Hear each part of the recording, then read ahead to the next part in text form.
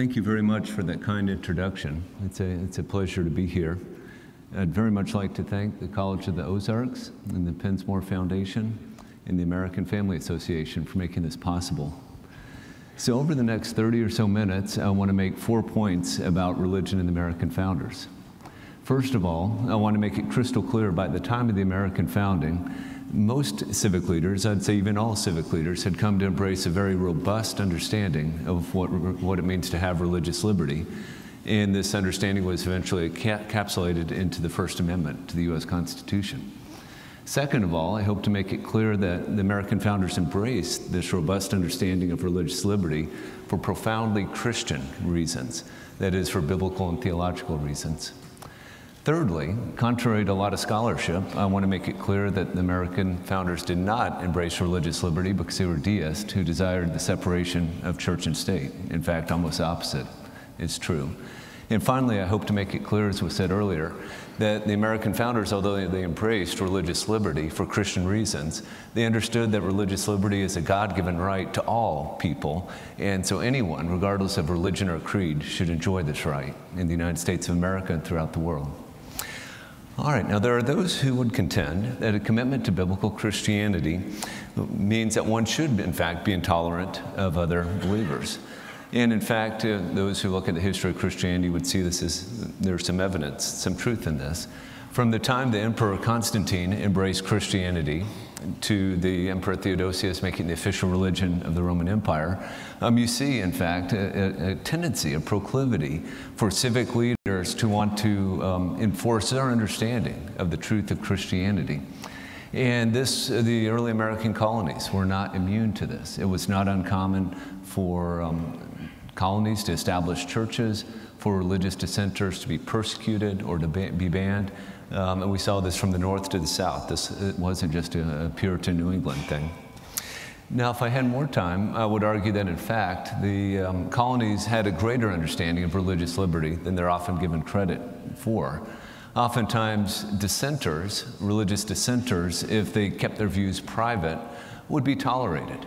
But it certainly is the case that toleration was not always a rule, and sometimes very disorderly dissenters, such as the Quaker Anne Hutchinson, were actually killed for their faith. Fortunately, though, or I probably should say providentially, by the time we get to the American founders, as I said before, almost everyone embraced a far greater understanding of religious liberty. And they did so for at least two reasons. One reason is that America has always been a very diverse place in terms of religion. Even in New England, but down to the South, we saw a variety of different sects or denominations of Christianity being represented. Of course, New England was dominated by the Puritans, the South by the Anglicans, but even there you had dissenters, and the middle colonies were always a muddle. This is illustrated well, I think, by this woodcut of New York. If we could go to the next slide. It's a 1771 woodcut. If you can see these buildings, you can't make them out too clearly, but of the 21 buildings, almost all of them are churches. And they include, this is 1771, Presbyterian churches, Anglican, Dutch Calvinist, Moravian, a Jewish synagogue, a Quaker meeting house, an Anabaptist church, a Catholic church, a Methodist church, and others. Now, admittedly, New York was more diverse than most places, but still, this represents part of the reality of early America. From almost a get-go, we had a variety of sects of Christianity being represented, and this forced civic leaders to negotiate among themselves. How can we live together in peace as brothers and sisters in Christ, and even with people who do not call themselves followers of Christ? But even more important, I would contend, and again, here I'm going against a number of my academic brethren, I would say one of the chief reasons for the rise of religious liberty in America is because of men, particularly men, some women, making profoundly religious, profoundly Christian arguments that, in fact, our faith, the Bible itself, requires religious liberty. So men such as Roger Williams, the Quaker William Penn, Elisha Williams, Samuel Davies, and many others made these arguments in pamphlet form. They went to jail for their beliefs, and they articulated a robust Christian understanding of religious liberty. In the First Great Awakening, that set a great revivals in the 1730s and 40s. These arguments became even more prominent, so that by the time we get to the American founding, there's a very robust understanding of religious liberty. So there's a lot of material I could cover. What I want to do is I want to focus on a set of questions raised with America's independence from Great Britain. This really did open up a lot of directions America could have gone. There's questions. Will the Anglican Church remain the established church in the southern colonies? Now that the New England colonies, now states, are no longer bound by Parliament's Act of Toleration, a 1689 act that required these New England Puritans to tolerate dissenters, would they crack down on religious dissenters and enforce a Congregationalist or Presbyterian orthodoxy? What is the status of religious liberty? How should religious liberty be protected? And what exactly is the scope of religious liberty? So there's a whole range of questions that were hotly debated in the 1770s and 1780s and eventually put into place in the First Amendment to the U.S. Constitution. Now, the controversies in every state are worthy of consideration, and of course the controversies at the national level. What I want to do, though, is focus on Virginia, because these controversies were pretty influential in other states. So in 1776, the Virginia Convention put together a group to draft a Bill of Rights. George Mason of Virginia took the lead in drafting what is now known as Article 16 of this Bill of Rights. And here it's worth quoting. He writes, "That as religion, or the duty which we owe to our divine and omnipotent Creator, and the manner of discharging it, can be governed only by reason and conviction, not by force or violence, and therefore all men should enjoy the fullest toleration in the exercise of religion, according to the dictates of conscience, unpunished and unrestrained by the magistrate."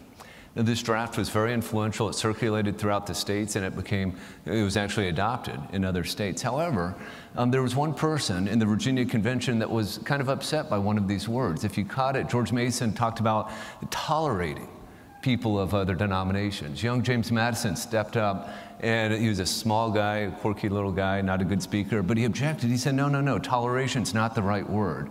This implies that we're just going to kind of put up with you as long as we want to. Religious liberty is a natural right that cannot be infringed upon by the state. The convention eventually agreed with James Madison that toleration was removed, and Article 16 in Virginia read, in essence, that the free exercise of religion is a right that cannot be infringed by the state. All right, so almost all scholars agree that Americans have come to a greater understanding of religious liberty by the 18th century. But again, as I mentioned earlier, there is a very common misunderstanding that they did so because they were deists, that they really didn't care about religion, that they were men of the Enlightenment. Reason is important, religion isn't important, so it just doesn't matter. Again, I want to highlight this is simply false, not to put too fine of a point on it, but it's almost nonsense. I mean, there's almost no evidence to support this interpretation, though we read it time and time again. With respect specifically to the issue at hand, and I'd love to address the topic of whether or not the founders were deists or whatnot, I just don't have time to do it right now. I want to focus in on the grounding of religious liberty. Did they come to embrace religious liberty because they were men of the Enlightenment, men of reason? Did they come to embrace it for prudential grounds, that we're just tired of killing each other over matters of faith?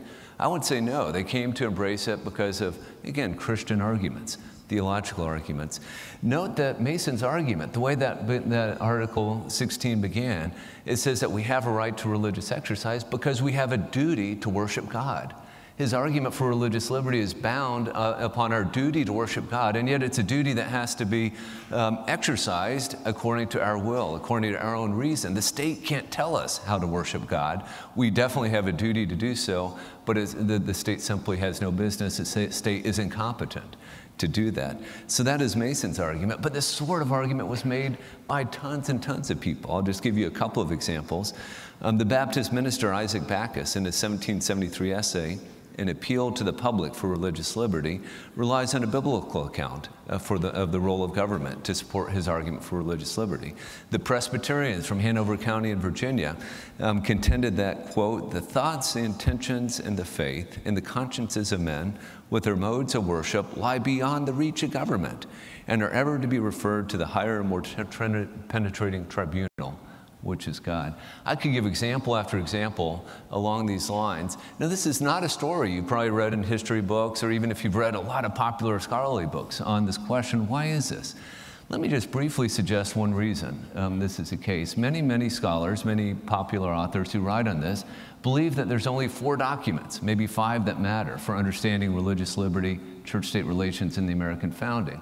Thomas Jefferson's Virginia Statute for Religious Liberty, James Madison's Memorial and Remonstrance, Jefferson's letter to the Danbury Baptist, and then finally James Madison's detached memorandum. And they might touch down on the First Amendment briefly. Those are 4 documents, most except for the First Amendment, written by 2 men, one of whom wasn't even involved in drafting or ratifying the First Amendment. A few years ago, my colleague Daniel Drasbach and I put together a massive reader. We went through literally thousands of documents, and we came out with this massive phone book-sized reader containing literally hundreds of documents on church and state in the American founding, religious liberty. And I say this not to highlight this book or myself, but to emphasize that there are lots and lots of relevant documents, and we can't just keep returning time and time again to 2 or 4 documents written by 2 of the more enlightened of the founders. And when we look at the petitions coming in Virginia about the disestablishment of the church there, when we look at arguments for religious liberty from north to south, we see these are profoundly Christian arguments for religious liberty. And I think we're misled if we just focus on 2 men who are not particularly representative of the American political class, one of whom wasn't even involved in writing the First Amendment. We entitled this volume The Sacred Rights of Conscience. That's the way many of the founders, at least from time to time, referred to religious liberty. Let me just give you one example. When Congress wrote instructions to the representatives that were being sent up to Quebec in 1776, they said that you are to go up to these French Quebecois, the Canadian Catholics, and you need to tell them that you are to further declare that we hold sacred the right of conscience, and may promise to the whole people, solemnly in our name, the free and undisturbed exercise of the religion. Religious liberty is a sacred right because it is a gift from God to his image bearers, okay? Now, by the end of the Revolutionary era, every state had significant protections for religious liberty in place, either in their statutes or their constitutions. The federal Constitution of 1787 did not. But that's because its advocates said, look, Congress simply doesn't have the power to restrict religious liberty, so we don't have to protect religious liberty. And yet the Anti-Federalists and others were not convinced, and they advocated for a Bill of Rights. And of course, we ended up with the First Amendment that holds that Congress shall make no law respecting an establishment of religion or prohibiting the free exercise thereof. Now, the exact scope of liberty that's protected by the Free Exercise Clause remains a subject of great debate. It at least means, in the words of James Madison, that men cannot be compelled to worship God in any manner contrary to their conscience. But it clearly means more than that. Exactly how much is divisive, even among those who take an originalist view of the Constitution. There are still arguments about what exactly is protected. And yet one thing is clear, you have a profound concern for the protection of religious liberty among American founders. So regardless of what exactly the First Amendment protects, there was a sense beyond what the First Amendment protects, we have to go out of our way to protect religious dissenters, those dissenters that may have very little political power in a state or in the nation. Now, in general, the threat, even in the 18th century and more so into the 20th and 21st century, does not come from laws banning particular religious practices, right? Generally, what happens is you have a general, neutrally applicable law that would apply to everyone, and yet inadvertently ends up impinging upon someone's ability to act upon their religious belief. And so one of the key debates comes down to what extent should the state provide protection and accommodation for such religious minorities, almost always, perhaps always, religious minorities. Now, one of the sad things over the last decade, and this has just been coming out in spades, ACLU, Americans United for Separation of Church and State, most recently, just a couple of weeks ago, the U.S. Commission on Civil Rights has said that basically religious liberty should almost never be accommodated. If there's a neutral law and you run afoul of it, well, just too bad for you. This profoundly and utterly goes against the American founders' convictions that religious liberty should be protected. Let me illustrate this with just 2 examples. I have an essay that was published by the Heritage Foundation, which they graciously made available, I think 300 copies or so, that's in the bookstore at no cost. You can pick this up. I've attempted to document this throughout the scope of American history. And as we see in the 18th century, government small, so there aren't that many issues. As we get into the 20th century, government becomes huge, and so this becomes an issue all the time. And throughout the 20th century, at least at our best, Americans, Democrats and Republicans, conservatives and liberals have come together to protect religious liberty. There was a profound consensus as late as the Religious Freedom Restoration Act of the early 90s. 97-3 in the Senate, unanimous in the House, signed into law by President Bill Clinton. Everyone, Democrats and Republicans, agreed that religious liberty has to be protected, and this has come under serious assault over the last decade or so. Some of our later speakers will lay out some ways in which this is the case. But let me return to the founding era, because that's my job, my task today, and just give two examples of where they went out of their way to protect these religious dissenters in some of the most important policy areas that government deals with. Let me begin with military service. So among the many roles that government has, one that almost everyone agrees with, even our libertarian friends, is national defense. The nation needs, the national government should protect the nation from external attack. Now, historically, one of the ways in which, maybe the main way, in which America has raised military forces is through requiring people to serve in the military. In the early colonies, virtually every able-bodied member, every able-bodied male was required to serve in the militia. And yet you have this group, the Society of Friends, better known as the Quakers. They are pacifists for religious reasons. And they said, look, we can't use military force. This goes against our deeply held religious convictions. Now consider for a minute the government's options at this point. What could the government do? What should the government do? Well, one option would be to say, okay, Quakers, we don't want to infringe upon your religious convictions, so we'll just remove the service requirement and we won't draft people. All right, so that would protect our friends, the Quakers. And yet, if in fact militia service is necessary to protect a colony or state or nation, if conscription is necessary in a war like World War I or World War II, then national security could be imperiled by removing these requirements. All right, well, another approach would be to say, too bad for you, Quakers. You serve in the military or you go to jail, or we'll kill you. This is an approach that many nations have taken. Can you imagine in communist China telling the government, well, I just can't serve because of my religious conviction? I mean, you would be imprisoned and tortured, right? But this is not the American way. What you see in America as early as the 1690s is these colonies would make an accommodation. They would say, okay, all able-bodied males have to serve unless you have a religious conviction against serving, in which case you then need to hire a substitute or pay an additional fine. Such accommodations continued to be made eventually by all colonies, by all states, and it was the states that were the primary providers of troops into the 19th century.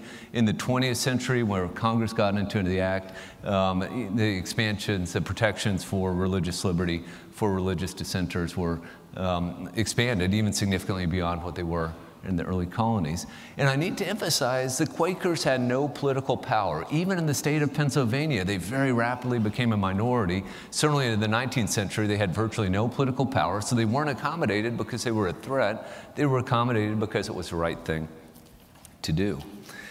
All right, let me emphasize, I'm not sure we are in the PowerPoint here. I skipped over this kind of quickly, but it's interesting. The Second Amendment, what we now know as the Second Amendment, actually contained, James Madison, as he proposed this to Congress, it actually contained a provision that in addition to saying we have a right to bear arms, it says that no person religiously scrupulous shall be compelled to bear arms.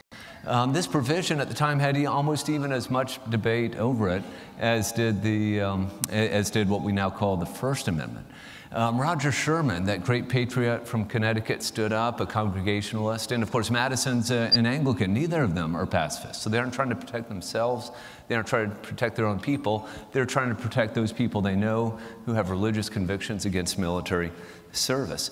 He stood up and seconded this motion in the first federal Congress to protect religious minorities. Now, they eventually ended up losing. There was profound concerns, like I mentioned before. If you allow this sort of exception, maybe America will not be able to raise the necessary manpower in time of war, and national security could be imperiled.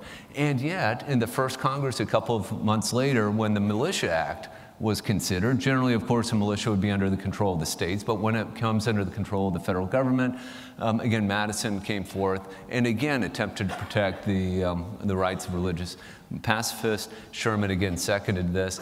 Again, it ended up passing, and yet with the requirement, or possible requirement, that a substitute could be hired or a fine could be paid. All right, so again, not to belabor the point, but I just want to make it clear that this was an area of utmost national importance, right? Military service. And the majority here was willing to look at these tiny minorities, Quakers, a few others, Moravian, Brethren, and say, if you have religious convictions that say, I just cannot use military force, we disagree with you as brothers and sisters in Christ. We disagree with that conviction, and yet we understand that it should be protected. Well, let me move on to another area, that of oaths. Now, today we don't think much of promises. We don't think of oaths. We don't think of covenants. We don't think much of breaking our word. At least Americans in general don't. I trust people at the College of the Ozarks in Missouri in general do. Back in the 18th century, though, oaths were considered to be vitally important to ensuring the loyalty of citizens, to ensuring the proper workings of the judicial system.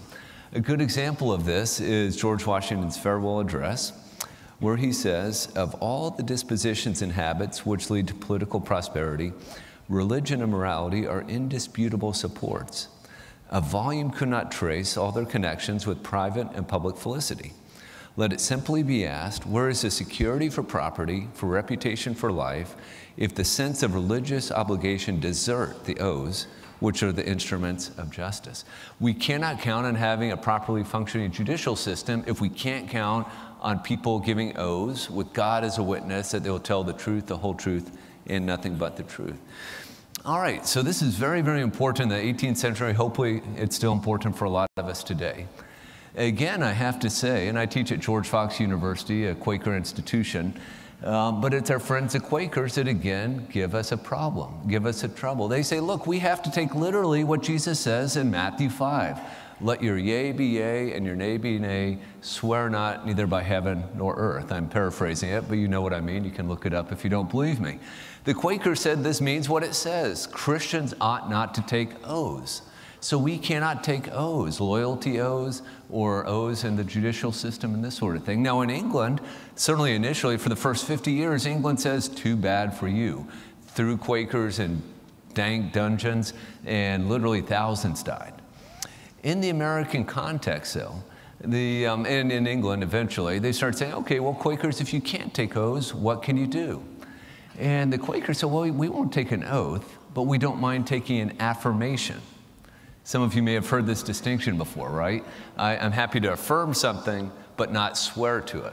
Now, do not ask me to defend this distinction, even though I teach at a Quaker school, but I know Quakers for whom it's very, very meaningful. And so early on, in the American colonies, they say, okay, that's fine. If an affirmation basically means the same thing to you as an oath, we'll let you take an affirmation. We aren't going to get rid of having people swear or take oaths, but we will allow you to either give an oath or an affirmation. Now, one reason I like this example is because eventually, of course, this is incorporated into the U.S. Constitution itself. So before we ever get the First Amendment to the U.S. Constitution, you have 3 provisions of the U.S. Constitution that are clearly aimed at accommodating a religious minority. The most famous of this is the Presidential Oath of Office in Article 2, where the President, basically I'll quote it here, before he enter on the execution of office, he shall take the following oath or affirmation. I do solemnly swear or affirm that I will faithfully execute, and so forth and so on. So the U.S. Constitution itself bears witness to this high value that Americans placed on religious liberty. Again, Quakers are a tiny little percentage of the population. There are a few other small sects of Christianity that have religious obligations, religious objections to taking oaths. They are accommodated, they are protected, such that they can hold office under our constitutional form of government. Now, of course, one doesn't need to be religious to take advantage of this. You don't have to be a Quaker to take advantage of this affirmation requirement. And yet, clearly, in the context of the time, there's no question as to who this was aimed. All right. Again, let me just highlight I've given only 2 examples from the American founding. I could spend the next 3 hours talking about ways in which these sorts of accommodations, these sorts of protections have been expanded, particularly in the 20th century. By one count, there are over 2,000 separate statutory provisions protecting religious minorities in America. Native Americans, protecting their ability to use peyote, protecting Orthodox Jews to slaughter animals in particular ways for religious reasons. On and on I could go. But my task is to stay in the American founding. So let me shift gears slightly to address this myth, this inaccurate myth, this falsehood that I mentioned before, give you a few reasons why it's false, and then I'll return to religious liberty. It is intimately connected to religious liberty. Okay, so the myth which I've mentioned before is that America's founders were deists who desired to build a high wall of separation between church and state, a strict separation of church and state. Now, the reason this is relevant is it has not been uncommon for this wall to be used to restrict religious liberty. And so I hope to show that really this is not the founders' views, and if we can dispel this inaccurate story, hopefully we can better understand and appreciate religious liberty. So what are the natures of the debates with respect to the extent that the government should be involved with religion in the 18th century? Let's return again to Virginia. I think Virginia is very telling in this respect. In 1776, Virginia ceased to fund the state church. It ceased funding the Anglican Church. And Patrick Henry thought this was a problem. Patrick Henry said, look, religion, by which he meant Christianity, is really, really, really important. And if something's really, really, really important, it should be supported by the state. It should be funded by the state. So why don't we do this? Why don't we have a general assessment? And the way this general assessment will work is we'll tax everyone, but then we'll have these tax dollars go to the churches that the people are members. So now we're no longer favoring the Anglicans. Those people who go to Anglican churches will be taxed to support the Anglican church. Those people who go to Presbyterian churches will be taxed to support Presbyterian churches. And he even said those religious denominations who don't believe the government should be involved at all, like the Quakers and Mennonites he mentioned, we'll let them be out of this scheme altogether. So this is a very, very liberal scheme, all right? Liberal in the terms of tolerance, not forcing anyone to pay for anyone else's faith. All right, but there was still opposition. Particularly interesting here, we know of this opposition almost always from Madison's Memorial and Remonstrance, a petition that was written and signed by about 1,000 people at the time opposing this. Far more interesting, though, I think, is the evangelical opposition. The children of the Great Awakening, Baptists and Methodists, evangelical Presbyterians, who opposed this measure. They opposed Patrick Henry's measure. They said this, they said that such governmental involvement, such assessments are against the spirit of the gospel. The holy author of our religion did not require state support, and Christianity was far purer before Constantine first established Christianity by human laws. They rejected the argument. One of the arguments was, well, we have to pay clergy lots of money or the best and the brightest will go and become doctors and attorneys or other things. And they said, no, this is false. We don't want people to become clergy for the money. We want them to manifest to the world that they're inwardly moved by the Holy Ghost to take upon themselves that office, that they seek the good of mankind and not worldly interest. Let their doctrines be scriptural and their lives upright. Then shall religion, if departed, speedily return, and deism be put to open shame, and its dreaded consequences removed. So do you follow this evangelical argument? We don't want the state funding and controlling ministers because that hurts Christianity. It's not because we're against religion. It's not because we're men of the Enlightenment. It's because we are serious Christians and we don't want the state to muck up our faith. All right? This petition was signed by almost 5,000 Virginians, about 5 times as many as signed James Madison's. And yet James Madison's petition, if you read through this, it really isn't a work of the Enlightenment either. He says, like the Virginia Declaration of Rights, that religious liberty is inalienable because what is here right towards men is a duty towards the Creator. Again, this connection between duty to God and a right to religious liberty. As well, he says, ecclesiastical establishments, instead of maintaining the purity and efficacy of religion, have a contrary effect. And the bill is adverse to the diffusion of the light of Christianity. This is James Madison. So at least part of his argument is we don't want to have the government involved in religion because that hurts Christianity.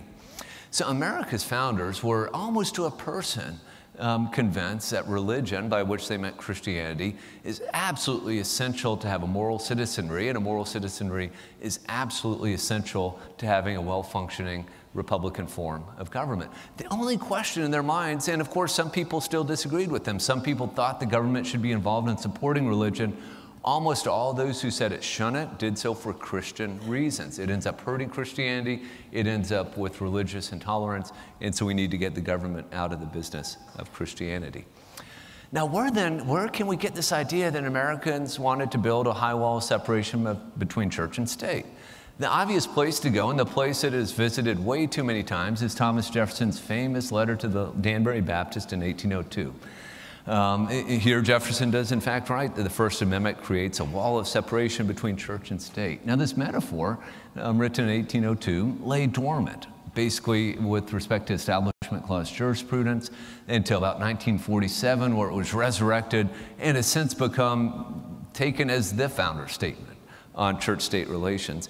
Now, what I want to suggest to begin with is that this metaphor really is not enlightening. It probably confuses more than anything else.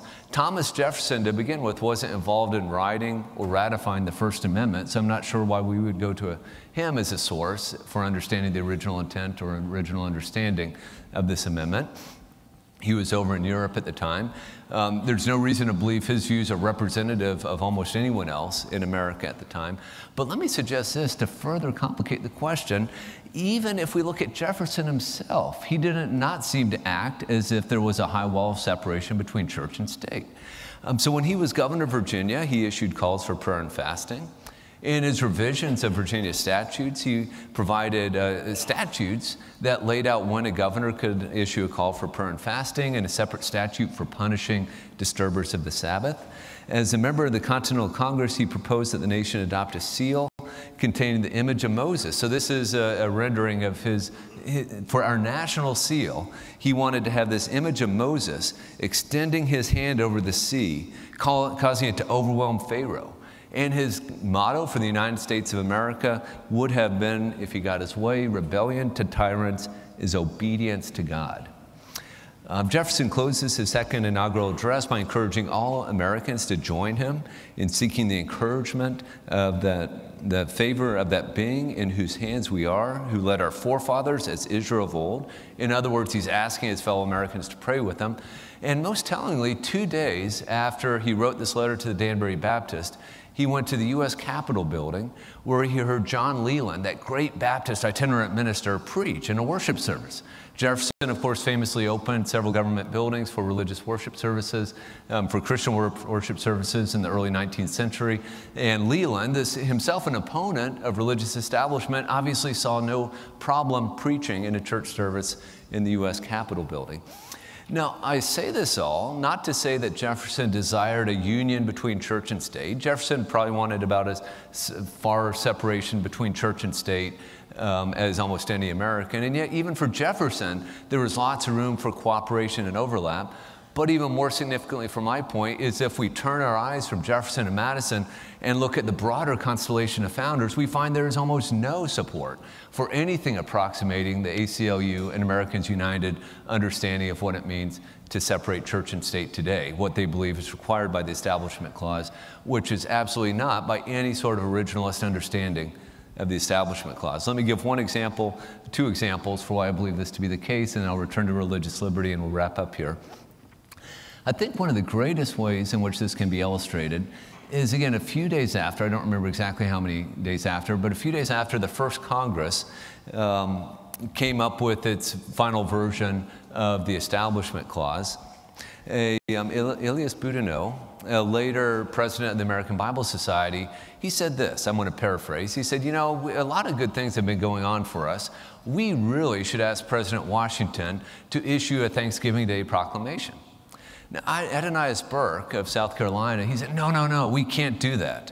that is a European custom, and we don't want to adopt European customs. Roger Sherman, that patriot from Connecticut, a ruling elder in his church, a parishioner of Jonathan Edwards Jr., a man who wrote sermons and theological treatises himself, he stood up and he said, he justified, I'm quoting here, I'm quoting a newspaper account, he justified the practice of Thanksgiving on any signal event, not only as a laudable one in and of itself, but as warranted by a number of precedents in Holy Writ.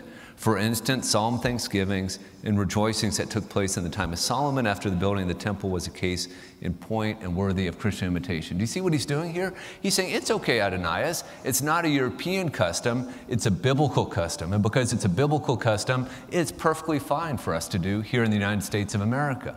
Well, the rest of the House agreed with Boudinot and Sherman. The Senate agreed with the House. And President George Washington, who's no schluff of a founder, he agreed with them. He didn't have to do this. He issued this great and marvelous Thanksgiving Day proclamation. Presidents still do to the current day, although there's a profound difference, I think, between President Washington and some of the more recent presidents on this score. Check out the rich theological and even nuanced theological language that I'll quote in part. Whereas it is a duty of all nations. Do you know how this keeps coming up? We have a duty. It's a duty of people. It's a duty of nations to acknowledge the providence of Almighty God, to obey His will, and to be grateful to His benefits, and to humbly implore His protection and favor. I designate this day to be a day of thanksgiving. So the people of the states shall serve that great and glorious being who is the beneficent author of all that's good, that was, that is, and that will be. And also that we may then unite in most humbly offering our prayers and supplications to the great Lord and ruler of nations, to beseech Him to pardon our national and other transgressions.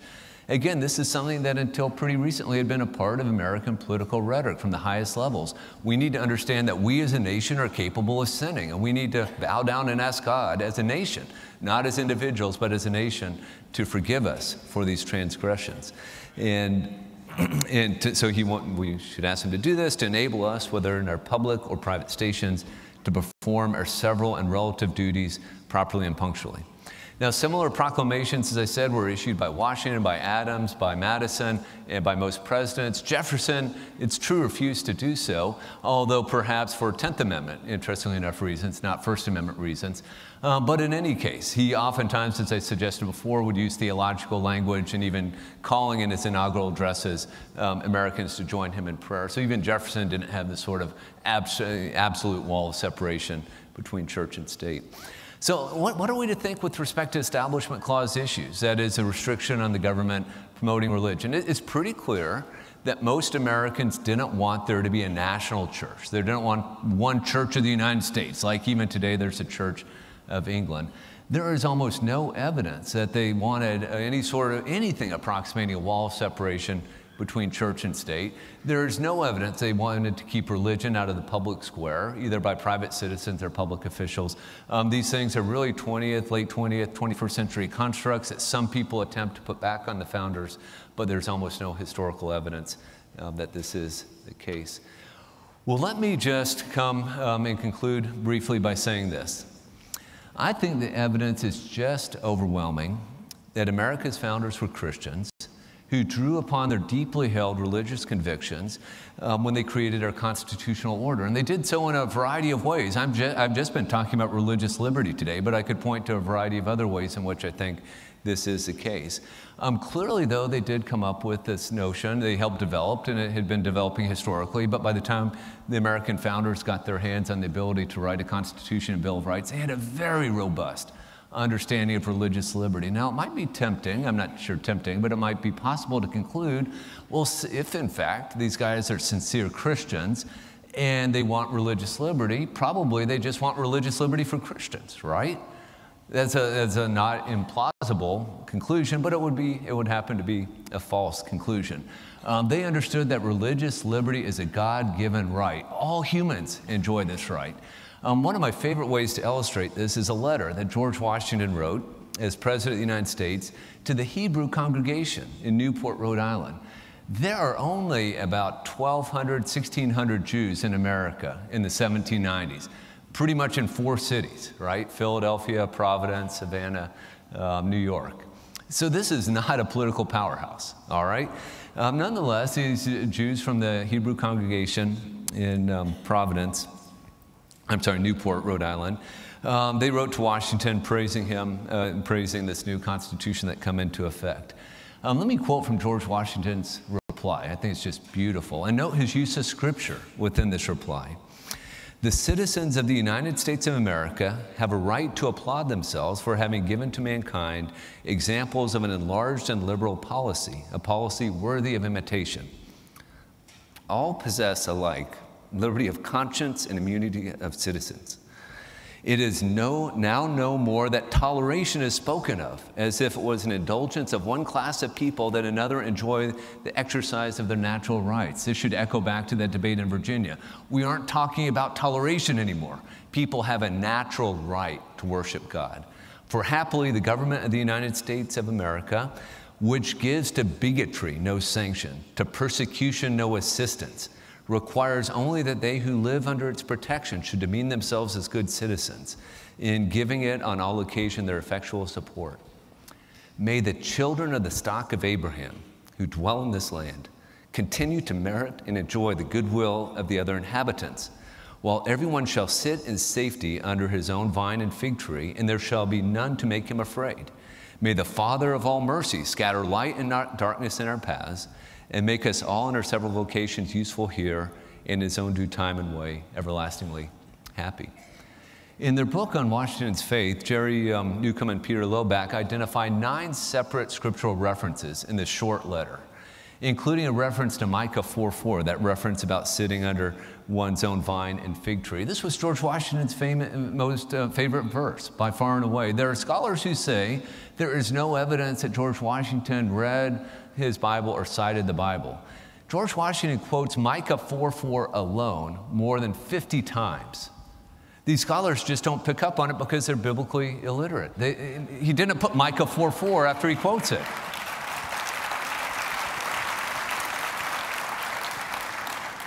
Now, there really isn't an argument going on here, but I still think it's beautiful that George Washington is using Scripture to illustrate this argument for religious liberty to this tiny, politically impotent minority, to say, you too have a right to worship God according to the dictates of your conscience, just like any other American. I think George Washington's understanding of religious liberty is exactly right. I'm not a fearmonger, but I do think we live in perilous times with respect to religious liberty, and so I would invite you all to join me, working with the founders, working with some of the other great speakers we have here, to make sure religious liberty is well protected for all in the 21st century. Thank you very much.